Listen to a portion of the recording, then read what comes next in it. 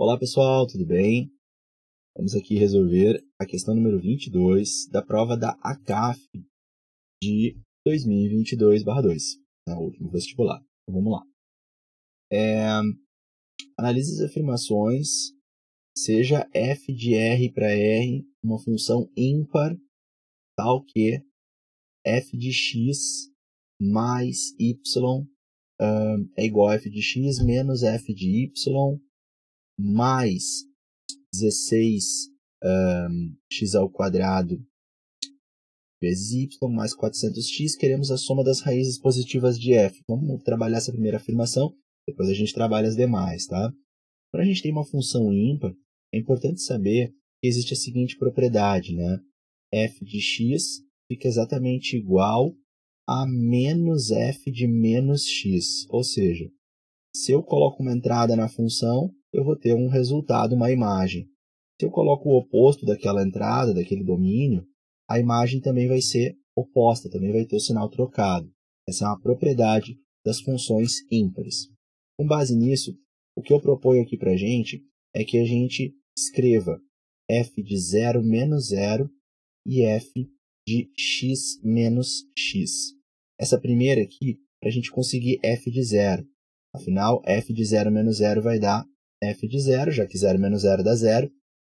Mas eu vou conseguir fazer o f de 0 aparecer aqui, porque aqui vai aparecer o 0, e no segundo elemento de entrada, aqui está entrando o menos 0, né? Seria o nosso y.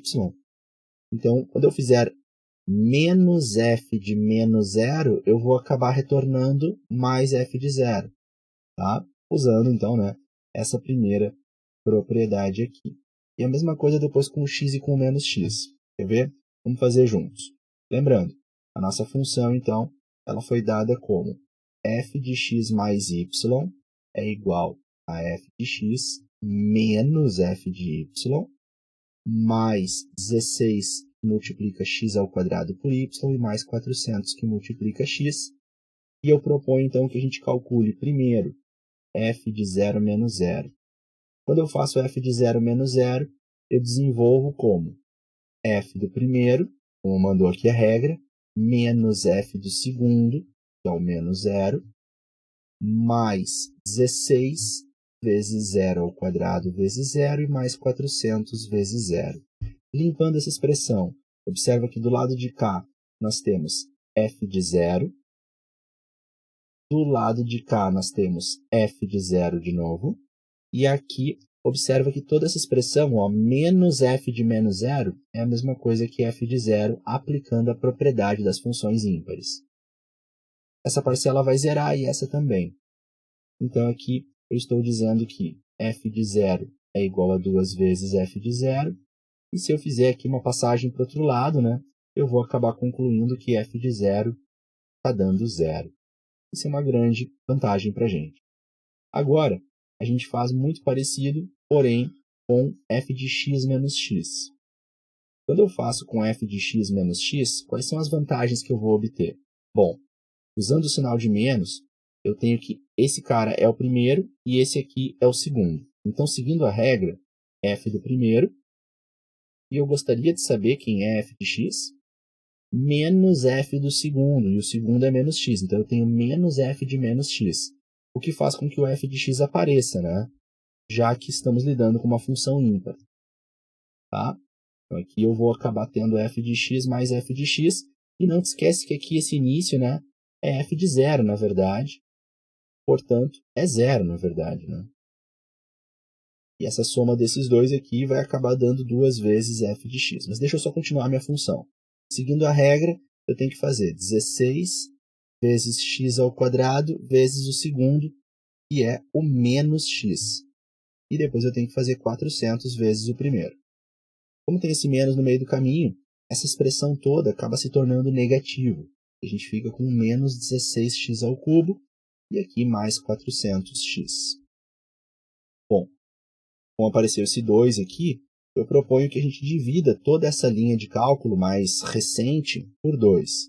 Eu dividir toda ela por 2, eu fico com 0 é igual a f de x menos 8x cubo e mais 200x.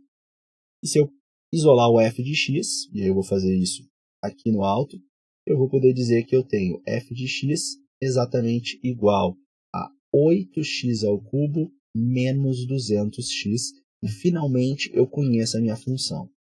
Se eu quero as raízes, ou pelo menos as raízes positivas, eu preciso então agora igualar a minha função a zero. Assim eu vou encontrar as raízes. Repara que eu consigo colocar um 8 aqui em evidência, né? E ao fazer isso, eu vou ter 8x que multiplica x ao quadrado menos 25. Daqui saiu uma resposta, que seria x igual a zero. Basta eu igualar essa parte a zero. E se eu igualar essa parte a zero e isolar o x, sai as respostas mais e menos 5. Tenho 3 raízes, o que é coerente para uma equação de terceiro grau, porém, eu só quero a soma das positivas. A única raiz positiva que a gente obteve é o 5. Portanto, a soma das raízes positivas, de fato, vai dar 5. E a primeira afirmação, então, é verdadeira. Um pouquinho trabalhoso, né? E assim eu posso tentar te convencer disso. Segunda afirmação. Se f de 2x menos 1 mais f de 2 está dando 4x menos 1, é verdade que f de menos 2 vai dar menos 11 sobre 2? Bom, vamos tentar descobrir isso, né? Uma coisa que nós podemos fazer aqui é tentar colocar aqui um x aqui dentro, um x que possa nos mostrar melhor, trazer um miolo aqui para dentro um pouco mais útil para a gente, né? Eu gostaria que esse miolo todo que está aqui dentro, eu gostaria que ele se tornasse 2. E se aqui dentro tiver um 2 também, aí eu tenho f de 2 mais f de 2. Aí eu vou saber quanto é que é f de 2, né? Então vamos lá. Para isso, eu preciso substituir aquele x que está aqui por alguma coisa, de tal modo que essa expressão se transforme em 2. Então, quem é esse número que tem que entrar aqui para isso acontecer, né? Quero descobrir isso. E não é muito difícil de perceber que o número que nós queremos é o 3 sobre 2, né? E se tu passar esse 1 para cá somando, ele vira 3. Passar o 2 dividindo, 3 meios, ou se quiser fazer por prova real, 2 que multiplica 3 meios menos 1, acaba se tornando 3, e com menos 1 realmente dá 2. Então, se o nosso x ele for exatamente igual a 3 meios, e eu substituo esse x aqui e aqui também, isso que é o coerente que eu tenho que fazer, né? Então, eu vou acabar podendo escrevendo assim, ó. Quando eu substituo o 3 meios aqui dentro, eu consigo transformar isso em 2, que era exatamente o que eu queria. Então, vamos lá. Virou f de 2.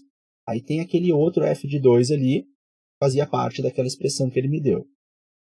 Porém, se eu troquei o meu x por 3 meios, eu também preciso fazer isso do lado de cá, ó, na multiplicação pelo 4. Então, eu tenho que fazer 4 multiplicando 3 meios e depois subtraindo 1. O que eu vou ganhar com isso?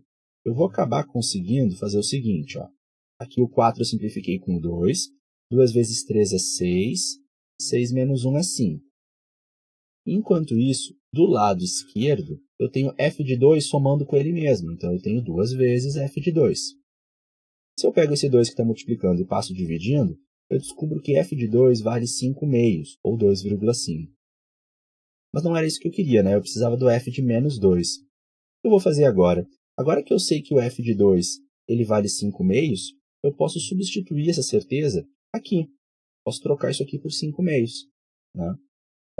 E também eu vou voltar para essa primeira linha de informação e agora eu vou experimentar um outro x aqui que faça com que todo esse miolo aqui dentro se transforme agora no menos 2, para que eu possa, então, confirmar ou não a veracidade dessa informação. Então, é isso que eu vou fazer. Primeiro, eu quero descobrir qual é o x que eu tenho que multiplicar por 2, depois subtrair 1, e que vai fazer com que todo esse resultado se transforme em menos 2. Nesse caso, o meu x é menos 1 meio. Esse é o x que eu vou usar. Então, se o meu x for menos 1 meio, a minha expressão ficou f de menos 2, que era o que eu queria, mais f de 2, que eu descobri que é 5 meios, igual a 4, que multiplica menos 1 meio, e depois subtrai 1. Pronto. É só isolar o f de 2 e eu vou ver o resultado disso. E aí aqui Como eu estou com essa fração aqui, eu vou fazer o seguinte, ó. 4 vezes menos 1 é menos 4, então eu vou deixar como menos 4 meios. Esse menos 1 eu vou substituir ele por menos 2 sobre 2, que é a mesma coisa que menos 1. E esses 5 meios eu vou levar ele para o lado de lá subtraindo. Assim fica menos 5 sobre 2. E aqui fica apenas f de menos 2. E aí menos 4, com menos 2 é menos 6, e com menos 5 é menos 11. Então, de fato, eu estou chegando em menos 11 meios, e assim eu estou comprovando que a afirmação 2 ela também é verdadeira. Afirmações 1 e 2 verdadeiras até então. Vamos para a terceira afirmação. Seja f uma função que vai de naturais, então meu x é um número natural, mas meu resultado pode ser um número real qualquer. F de 1 está dando 10. F de 1 mais f de 2, mais, até um último f de um certo número natural, está dando o quadrado desse último número natural, vezes f de n, vezes f desse aqui. Isso para qualquer n maior do que 1. Então, f de 4 é igual a 1. Será que é verdade isso? Temos que ver se essa conclusão é verdadeira, né? Vamos tentar interpretar essa regra. Então, aqui a gente tem a nossa expressão. Ela disse o seguinte para a gente. F de 1 é igual a 10. Esse é o nosso ponto de partida, tá? Vou pegar uma outra cor aqui.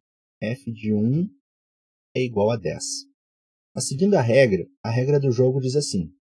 Se eu fizer f de 1 mais f de 2 e parar em f de 2, o resultado dessa soma, partindo do 1 e indo até o 2, o resultado da soma dessas imagens da função é 2 ao quadrado desse último número aqui que eu usei, vezes f de 2. Certo? Bom, f de 1 eu sei que é 10. Então, eu estou dizendo que 10 mais f de 2 está dando 4 vezes f de 2. Se eu pego esse f de 2 que está aqui, passo para o lado direito subtraindo, obviamente fica 3f de 2. Se eu pego esse 3 e passo dividindo, já que ele está multiplicando, eu descubro que f de 2, então, vale 10 dividido por 3, vale 10 terços. E essa é uma descoberta bastante útil. Agora, eu posso recomeçar a aplicação daquela propriedade que ele me deu, e eu posso escrever o seguinte. Então, f de 1 mais f de 2 e mais f de 3, vamos até o f de 3 agora, é igual a 3 ao quadrado vezes f de 3. Essa é a propriedade que ele ensinou a gente a usar. Eu sempre pego esse último aqui para montar esse resultado. Só que f de 1 eu já sei que é 10, e f de 2 eu já sei que é 10 terços. Eu já vou somar esses dois, então, e 10 mais 10 terços acaba dando 40 terços, fazendo a soma cuidadosamente. Ao mesmo tempo que esse f de 3 está aqui, e do lado direito eu tenho 9 vezes de f de 3. Se eu tenho do lado direito 9 vezes de f de 3, eu já vou pegar esse f de 3 que está sozinho aqui e vou levar ele para lá, subtraindo. E aí vão ficar apenas 8 vezes de f de 3. Se eu dividir por 8 dos dois lados, então, acaba que esse 40 vira 5 e esse 8 desaparece. E assim, eu tento te mostrar que a gente conseguiu isolar o f de 3 e perceber que ele vale 5 terços. Esse é o valor do f de 3. E agora, eu consigo, aplicando mais uma vez a propriedade, chegar no f de 4. Então, f de 1 mais f de 2 mais f de 3 mais f de 4, seguindo a propriedade dada, tem que ser 4 ao quadrado vezes f de 4. A soma desses três eu consigo fazer, porque eu já sei que a soma dos dois primeiros deu 40 terços, que eu fiz agora há pouco. Somando com 5 terços vai dar 45 terços, e 45 terços é um número exato, é 15. Eu tenho que 15 mais f de 4 está dando 16 vezes de f de 4. Ora, se aqui eu tenho uma vez f de 4 e eu passo para lá subtraindo, eu tenho 16 vezes f de 4, menos uma vez são 15 vezes f de 4. É isso que eu tenho do lado direito. E aí, se eu passo esse 15 dividindo, divide esse 15 aqui, 15 dividido por 15 dá 1, e assim a gente vê e f de 4 tem que dar 1, mostrando que a terceira afirmação também é verdadeira e, portanto, as três primeiras afirmações estão corretas. Vejamos a quarta afirmação agora. A quarta afirmação está dizendo para a gente que i é uma função que recebe como entrada um número real qualquer, mas tem que retornar como saída um número inteiro. A saída tem que ser um número inteiro. Essa função ela é definida da seguinte maneira. A imagem do x que entra, o resultado y do x que entra, é um certo número a, de tal modo que o x que entrou ele é maior ou igual a esse a e é menor do que a mais 1, sendo que esse a é um número inteiro. Nossa, que difícil, Diegueira. Vou tentar te ajudar porque, de fato, é confuso. Tá? Primeiro, ele está dizendo que a letra A designa um número inteiro. A é um número inteiro. Então, A é 1, 2, 3, 4, ou talvez 0, ou talvez menos 2, menos 5, mas A é um número inteiro.